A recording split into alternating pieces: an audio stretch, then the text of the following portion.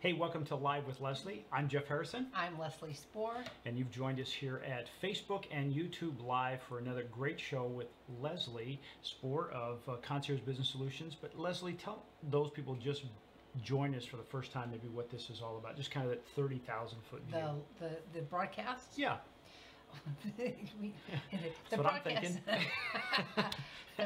The whole point of this this effort that we do here every week is to give small business owners, or any business owners for that matter, helpful tips and hints about how to be more productive and more efficient, and how to grow your business faster, and how to get new clients, and any little tip we can give you that you can use right this minute to make your business better. That's really what we're looking for. Cool. So in the past, now we were just talking about this off air a little bit. This is our 26th episode. Can you believe it? We've been doing this for 26 weeks. I can't believe she's been able to put up with me that long, and vice versa. But here it is, week 26, and it took 26 weeks to get to today's topic, which is so important and so relevant. What is today's topic? The Millionaire Mindset. The Millionaire Mindset. It reminds me of T. Harv Eker. The Millionaire Mindset. That was one of his programs a long time ago. He's not even in the United States now. But really? Yep. He's long story, but he's no longer. But that was his gig, the Millionaire Mindset. Well, you need to, anybody can be a millionaire, right? That's right. And a lot of us look at millionaires and say, well, there's something special about them, or they have better opportunities, or something came along that made it easy for them.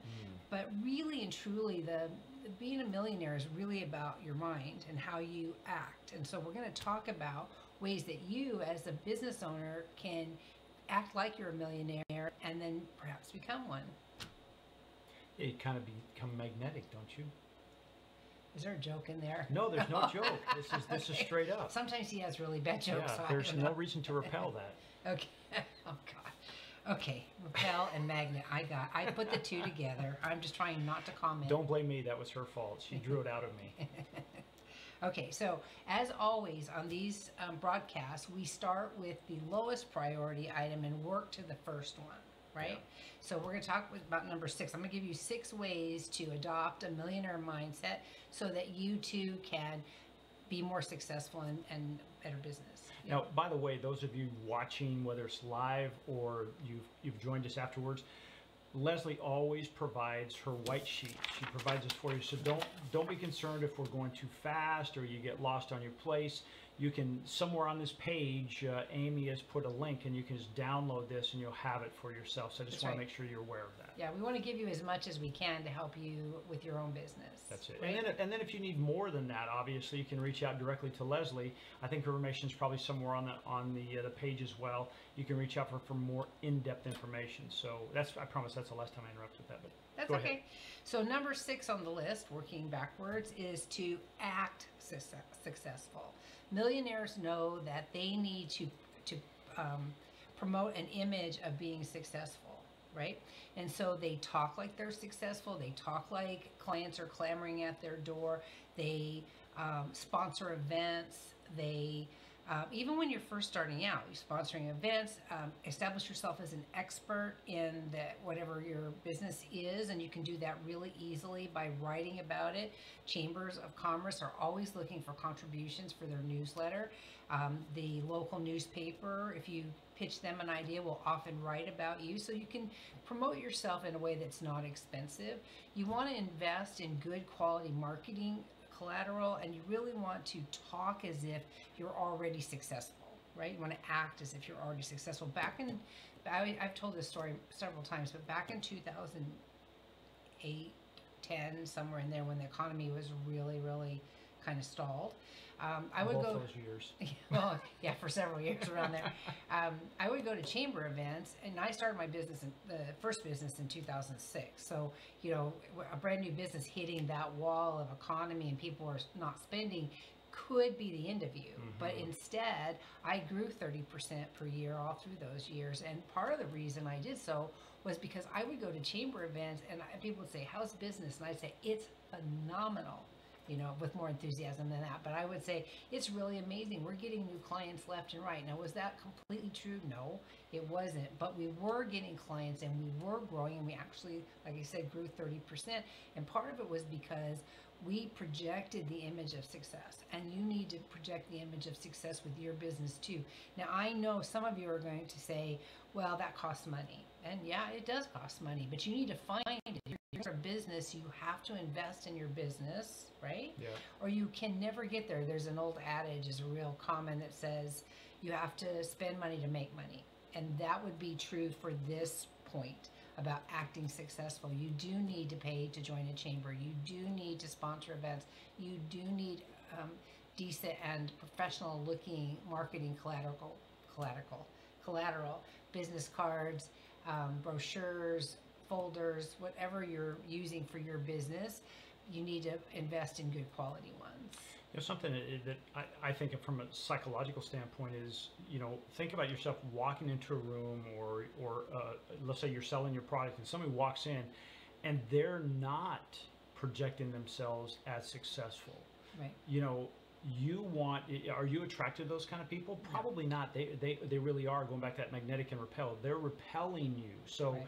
that first one that says, you know, act as if is so important, because if you're just waiting for it to happen, it's probably not going to happen, and you'll get plenty of evidence that it's not going to happen because people are going to be pushed away from you. They're going to avoid you. Yeah, even if you have the greatest widget or service on the planet, Right. if you're projecting that, hey, I hope this works for you, I think I can, maybe I don't have confidence in myself. Yeah. So not to go down that whole road, but just I think that's a really, really important point. What a great, and I'm surprised it's not number 1, it's number 8, or 6, I mean. It's number 6. Yeah. So it's going to get better. It's going to get better from there. Scary. Okay, so number 5 is do the work.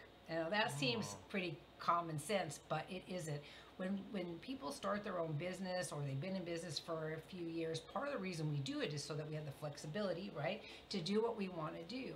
And the trap that a lot of small business owners, or any business owner, can fall into is, I'd rather go golfing than work on this report, or go cold call somebody, or whatever. So when you own a business, there's a lot of work, there's a lot of tasks, there's hundreds and hundreds of decisions to be made every single day, and you need to treat your business like a business and work it, and put in the time and the effort to make it be successful. All millionaires do that, right? You want to work really, really hard until you get people to work for you, so that they work really, really hard, and even then you'll find your days are still full. Yeah. Right? They'll just be full of different tasks. So if I could just take just a little thing, it reminds me of the saying. It says, you know, when you talk about working, first of all, that's, you know, I think it was Andrew Carnegie. It said, you know, success is I think camouflaged as overalls and work boots. In other words, you got to work, and so I think that's really important. And it's one of those things that if you'll do the things that other people won't, then you'll be able to do the other things that people can't when you get there, because you'll be able to afford that lifestyle, because you just said, hey, I'm gonna roll up my sleeves and work my you-know-what off, and do that hustle. And not only just work it a little bit, day in and day out, you have to work your business. It has to be on your mind. You have to be thinking about it. When you meet new people, you have to be talking about it and promoting it all the time, because it's only through your passion and enthusiasm that other people are going to know about you, right? Yeah. I have a sentence here that says, never give up, never surrender, right? So when you are working your business, you need to be doing stuff every day that furthers the objectives of the business, and you need to be consistent. Now, that's not to say that you can't have an afternoon off, or, you know, work something else out so that it's not 24 hours a day, but you need to have a plan so that consistently you're working the business. All millionaires do that. So let me ask you a question, and this is off topic, so I'm going to catch you off guard, but probably not. You know, there's a process out there where there's like catchphrases that our customers have, and when something comes up, it reminds me. It's like when you're saying something, it reminds me of things that I've heard over my lifetime. What kind of trigger phrase do you instill in your clients, so if they're out there in the market, they're almost like they're your little salespeople out there, said, oh yeah, and Concierge Business Solution or Executive Errands does this? We have a couple, actually. Okay. So one of them is feel at ease, leave us your keys. Oh, I like that. Right. Feel at ease, leave us your keys. Right, Okay. so that because we take care of people's homes when they're not here. Okay. Right? Another one is any job, big or small, do it right or not at all. See, We I do that like one, that. right? Yeah. And then the third one that we use quite a bit is, and I forget what that one is all of a sudden. Show me the money. No, Sorry. no, it's something about that anything you need, we can do anything you need. The actual phrase is escaping me right this minute. But yeah, those are the two big ones that we use a lot, especially feel at ease, leave us your keys. Because that tells them in just a nutshell that they're leaving the area and that somebody's here to take care of them.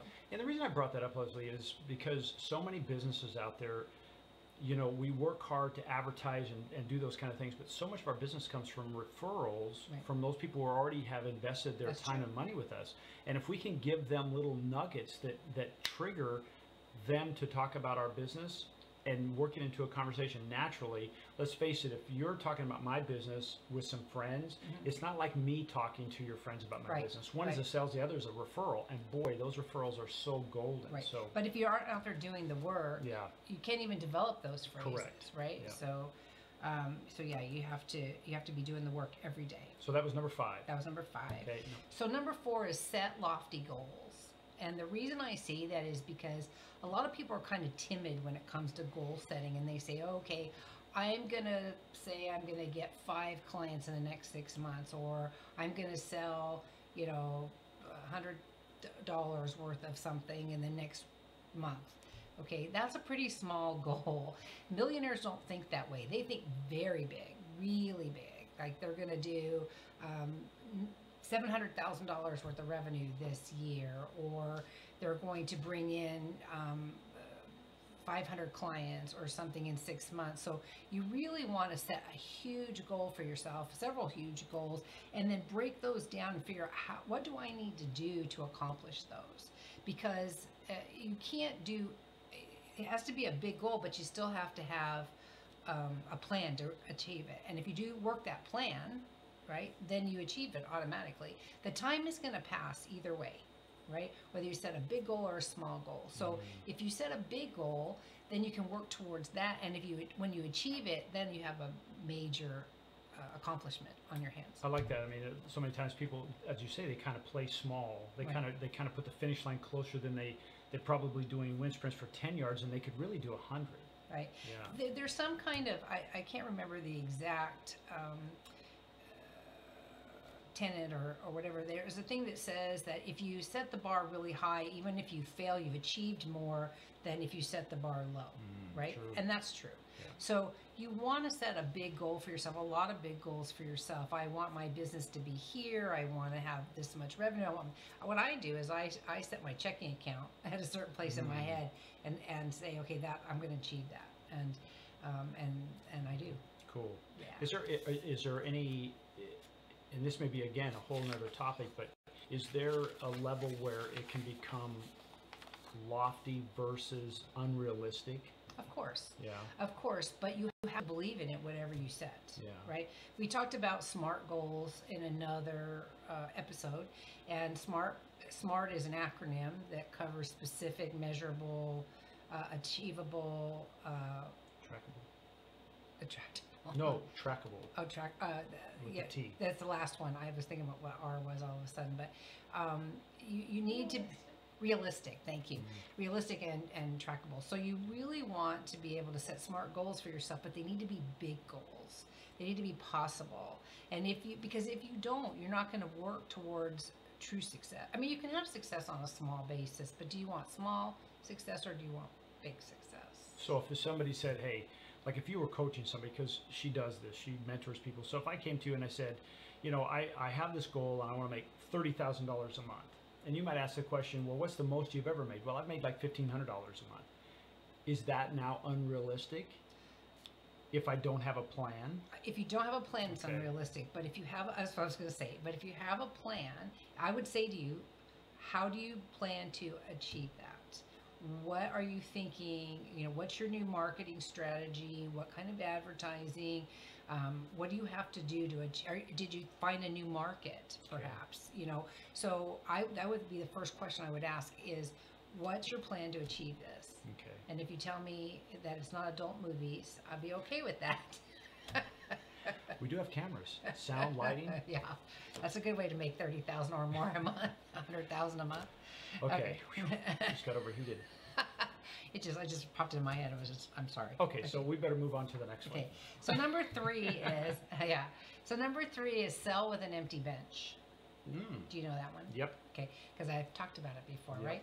So selling with an empty bench, you know, there's a chicken and an egg mentality when you start your business or when you've been working it for a while. And that is, do I hire people or invest in inventory before I have clients?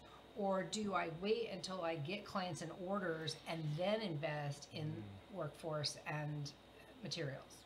You know, chicken and egg. Which do I do first? So a lot of this depends on your business, but I am a huge advocate for selling with an empty bench, meaning I say yes to just about anything, and then I go figure out how to get it done. Okay, I learned that from somebody I worked for when I was consulting in aerospace years and years ago. I've never forgotten it. I saw him stand up in front of a potential client and tell them, yes, we had staff to do this, and yes, we had the technology, and yes, we had the experience. And I'm sitting across the room thinking, we don't have any of that. But then we got the work, and we got the people. So don't be afraid to go out and say yes to things as long as you can put your money where your mouth is, right? You need to, don't let your mouth trip you up, you know, but overload the apple cart. Yeah, you need to be able to go out and find the right people. Now, for me, when I started Executive Errands, because that's the longest one ago, as soon as I got one client, I hired somebody to help me. Okay, and part of that was because I know I'm bad about giving all my time away. I'm not. That doesn't mean call me and ask for free time, but I'm not good at billing clients. I say, oh, I'll just do it. Don't worry about it. And so by hiring somebody, that made sure that they had to get paid, and then therefore they billed for their time. Gotcha. Right. So it was a slower build, but it was an effective build for me because I know how I am. So. So I still would sell and say, in the beginning I didn't have anybody, but then as soon as I got somebody, I got help, and then as we've grown, we've added more help and so on. Just don't be afraid to say yes to something when somebody asks you for something you're not already doing. Does that make you sometimes more resourceful when instead of the other way of hiring people and getting inventory and then having that pressure to make that happen is different than saying yes, and you look over and you don't have any of those resources, but you're resourceful enough to get them. One is motivating because you know the money is there. Right. Millionaires don't look at what they don't have. They look at their connections and how they can make things happen, right? That's how they think. Yep. So you need to look at things like, how do I make things happen? What if you don't invest in inventory and you get an order for 100,000 widgets tomorrow because all your goals and the lofty goals that you set and the work you've been doing all of a sudden yielded results? Then what do you do? So did you already lay the groundwork for just-in-time delivery of materials? That you already have your vendors lined up and you've already talked to them about what you're going to need, and that you can turn those purchase orders on really quickly. That's kind of the thought process behind this. Even though you haven't invested in the inventory, you've already taken the time to create the pipeline of inventory so that you can respond quickly to demand. Cool. Right? So that's how millionaires think. They're like, okay, I don't want to spend my money, but I want to get everything, all my ducks in a row. Right? I like it. Okay. All right. So number 2 now is to set exact intentions. We talked a minute ago about, I said I'd visualize my checking account. And that's visualization is a big tool for people like millionaires and billionaires, because they know that if they see it in their mind, they can make it happen. And all of us have that ability, but a lot of people don't believe it. They think that there's doubt behind it. So you need to have no doubt, and then you need to visualize exactly what you want to happen.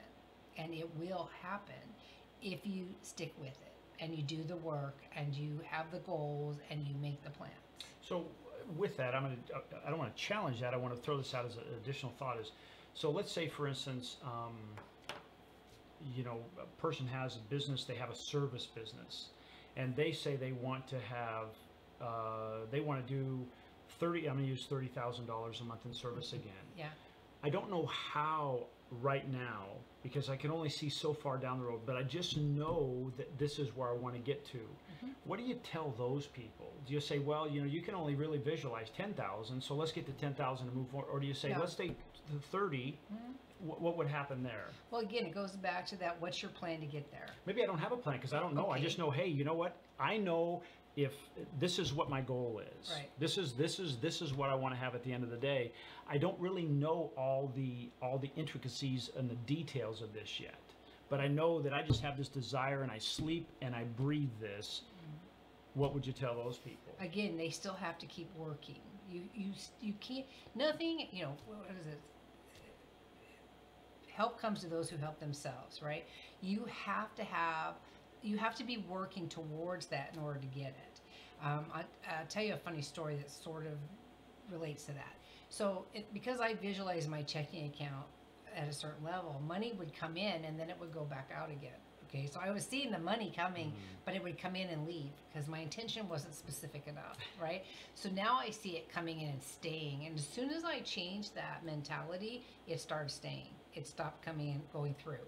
But you didn't know, did you know how, or you just set the intention? I just set the intention. I did not know how. You didn't know all the details? No, but I'm Okay. still working about developing new clients and bringing in new business and building relationships. And I still always had I have that mindset of anything is possible. And so if you have that anything is possible and you truly believe it in the core of who you are, you can make it comes to you. So for example, Jim Carrey, and if you do a YouTube search, you can see this video and hear him say it for himself. You know this story? Okay, so Jim Carrey, when he was just starting out in acting, or even before he became an actor, he wrote himself a check for $10 million and he put it in his wallet. Do you know this story, Amy? You do? Okay. And he would look at it all the time and he would see that coming to him and he knew that that was going to happen and he believed it with every bit of his person. And I don't know how long he was an actor, but eventually somebody wrote him a check for $10 million for a movie. I don't remember which one even. Like I said, you can look this up and see him speak to this because he's a big advocate for setting exact intentions as well. And so he got his $10 million. Now, he always wanted to be an actor, and he worked his craft, and he took all kinds of parts, but the initial parts didn't get him $10 million, but eventually he got to that point. So you're saying as long as I keep moving, like Yep. I keep doing the work, I may not know, but the things that I need will start appearing, the right doors, the right people, the right opportunities, as long as I don't lose sight of, hey, this is my intention. As long as you work it. Okay. Right. So the reason I ask that, Lizzie, is because I just don't want to I don't want to misunderstand of saying, hey, I can have that goal as long as I know the how. And you're saying, hey, as long as I have that goal and I'll start working towards that, I'll meet a Leslie, I'll meet a this, I'll meet, and they'll start opening doors and they'll show me things that I didn't even think were possible. That's right. At the mindset that I was in. That's right. And you have to be conscious of what's around you, right? New paths show up all the time. And sometimes you need to veer off the path you're on in order to take your business to the next level.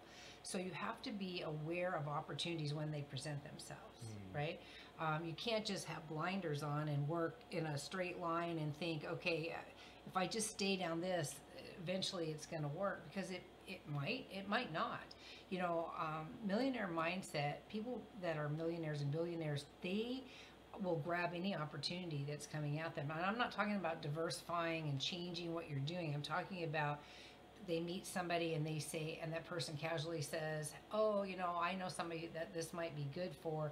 You go back to that person. I mean, you need to pay attention and go back to that person and try to explore that and see where it goes, right? Because maybe that's going to take you down a whole new path. I've seen that happen so many times with clients. I have one client back east that thought she was going to go one way with her business, and somebody found out about her, and she's now going a completely different direction, still doing the same kind of business, but her target ideal client changed, right? And so she's kind of rebranding herself for this new opportunity and this new path. Cool. Yeah.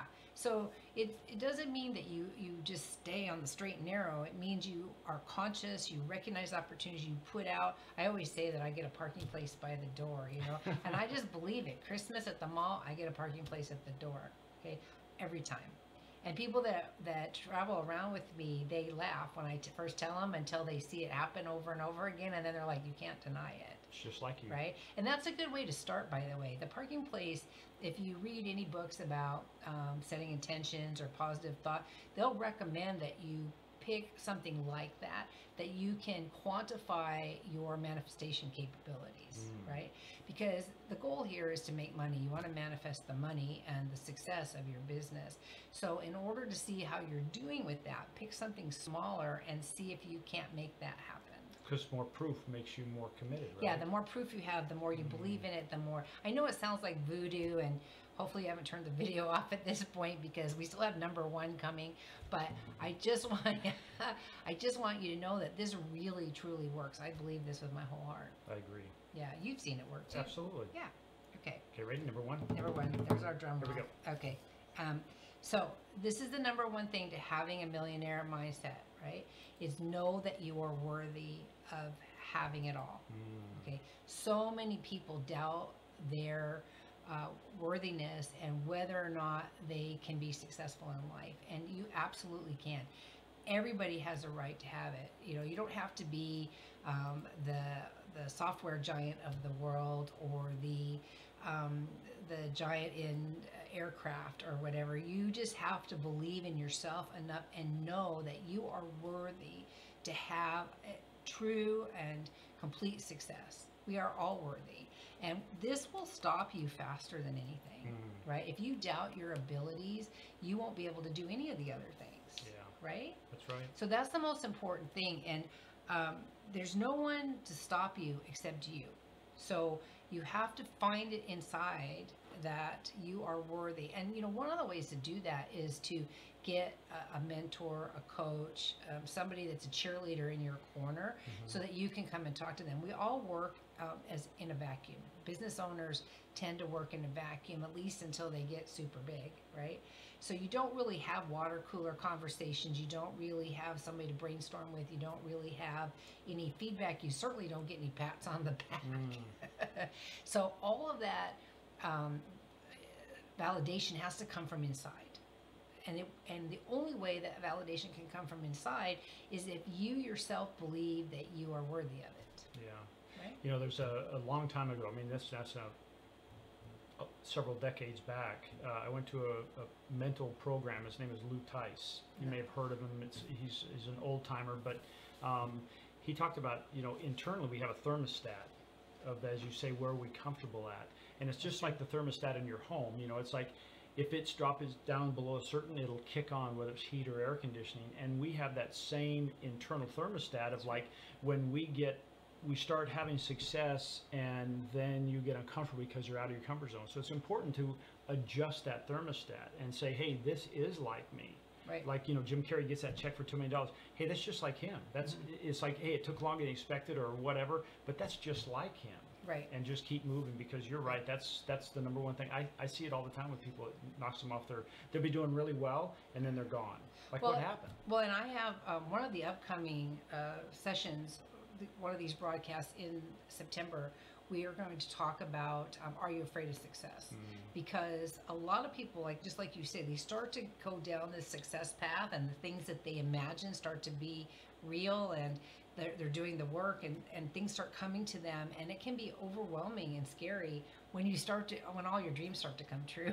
Believe it or not. I know that sounds crazy, but it's really true. There are people who will pull back and self-sabotage because they don't think they're worthy of having it. Yeah. Well, these are great lists. You kind of give us, give us I want to give you a kind again. of a recap. Yep. So again, this is adopting a millionaire mindset. When I say millionaire, I'm talking about people that are millionaires or billionaires or thousandaires, people that are successful beyond what we think of ourselves as being successful. If we change the way we think and therefore the way we act, we too can be millionaires and billionaires, right? They still put their pants on one leg at a time. They aren't any different than you and me. They really aren't. In fact, they will tell you they're not, and I know that you'll like me, you go, yeah, okay. But they're really not. So let's recap. So in reverse order again, you want to act the part. You want to act like you're already successful. It doesn't matter what's happening in your office. It doesn't matter what's happening, what your checking account looks like. You just need to act like you're already there. Very important, because perception of value is everything. And if other people perceive you as being successful, you will be successful. Okay. Second of all is do the work. I don't know of any millionaire. Of course, I don't know any. Well, I just know some millionaires personally. I was thinking, do I know any millionaires personally? But they all work really hard. Okay. They give 110% to their businesses, to their family. They work hard. They play hard. They're very intense in their life. And if you want to have major success and live like a millionaire or a billionaire, you do have to work really hard. They don't just sit at home, count their money. Trust me, they don't. So you have to work hard. The next one is to set lofty goals or really big goals. If you set a goal here, you're going to achieve it most likely, but what is it going to get you? But if you set a goal way up here, then you have a better chance of being bigger than you imagined to begin with, right? We want to sell with an empty bench. That means grabbing onto opportunities, even if you don't know right this minute how you're going to satisfy those opportunities. Sell anyway. Get that business. Sell those widgets. Sell that service, so that then staff up for it. That which can be challenging, but still staff up for it after. If you have to do the work yourself, do the work yourself until you can staff up for it. But say yes to opportunities. Don't let the lack of materials or people hold you back. Okay. Set exact intentions. You need to say, I want to achieve this by this date. I want to make this much money by this date. Not just I want to make money, right? You want to say, I want to see my checking account at that, your 30,000 number, at $30,000. I want to see it. I want to, when I open up my bank statement, I want to say $30,000. Average daily balance. Average daily balance, that's right. Unless, because like me, you don't want it to come in and go out. That's right. And then finally, most importantly, know that you are worthy of having success and achieving the $1 million. That's how millionaires think. I don't want to use anybody's name specifically, but somebody who builds big hotels absolutely believes in himself and will say that he deserves to have it all. And a lot of times saying that you're worthy can come across as arrogance, and that's okay. I know there are people that think that I can be arrogant at times because my business is successful, my businesses are successful, but that's what it takes. I'm confident. I know my businesses are going to be successful. They already are, and they're going to continue to grow and be successful because I believe in it. And you have to, you just have to know that you deserve it. It comes back to that, hey, nobody's going to follow a leader that is wishy-washy into battle. Well, not very many. And then nobody's going to be attracted to you. So I think that's okay. Well, I want to give you, I'm going to leave you with this one little piece of advice. I one time licensed some software to a company, a small business, and the person that owned the company did not believe in what she was selling, the price point at which she was selling. And because she didn't believe it, she absolutely could not sell work. She couldn't. People can, it's like they can smell it on you. Yeah. They can, how you say animals can smell fear. Potential clients can smell a lack of confidence, and they don't know what it is, but they recognize it. And if you don't have that confidence and you don't project it, nobody's going to buy from you. So and she ended up actually losing her business. Wow. It was really sad. Yeah. I tried to encourage her, but she didn't think she was worth what she was trying to do. And until you are worthy, you won't be able to sell either. So you need, even if you have to fake it, I don't care if you have to fake it, just project that you are worthy. I love it. Okay. So if you like this episode, I think on the screen now there's share it with a friend, share it with others and let them know. If you came here after the live show, please leave a comment. Let people know, hey, did you like it? Did you not like it? Share it with some friends on Facebook. Let us know, or YouTube. Let us know. And also, if you're watching on the YouTube channel, make sure you subscribe to the channel, so that way when we do go live, you'll get notified and you'll be able to see them afterwards if you can't make it live. Well, and there's 25 videos out there right now, and if you really want to have a laugh, the video of me dancing with our stars was out there too. So I might have to go watch that one. You know, we did a charity event where it's called Dancing with the Stars. It's not the big TV one. It's a local charity event, but it's pretty funny. You sure that wasn't Dancing at the Bars? No, it's not. Okay. And we actually won not only the event, but the audience favorite as well. Wow. Which I'm pretty proud of. So go take a look at that. And then while you're there, click on view all, what's it called on there? The video book. Oh, you're going to go to the video manager. You're going to look at all the videos. View all the videos. Video yeah, library. the playbook. View the playbook, and it'll show you all 25 of them. How more cost effective can consulting be? That's right. That's right. Okay. So join us every week, Wednesdays at 3 o'clock. We're here, again, giving you advice you can take to the bank, start working today. I mean, there's nothing on this list that you can't say, hey, I can put into practice today. So once again, Leslie has lived up to her intentions of delivering. That's right. And we want to thank you for coming. Make sure you share it. Make sure you download this for yourself. Download that. That's on the page. And Leslie, any parting little one sentence? The only one sentence is that all of the September weekly topics are already as events on Facebook. So if you want to see what's coming up and plan your schedule to attend, you can see them all out there right now. It's fantastic. So we'll see you again next time. My name is Jeff Harrison. I'm Leslie Spoor. And you've joined us at Live with Leslie. We'll see you next week. Bye.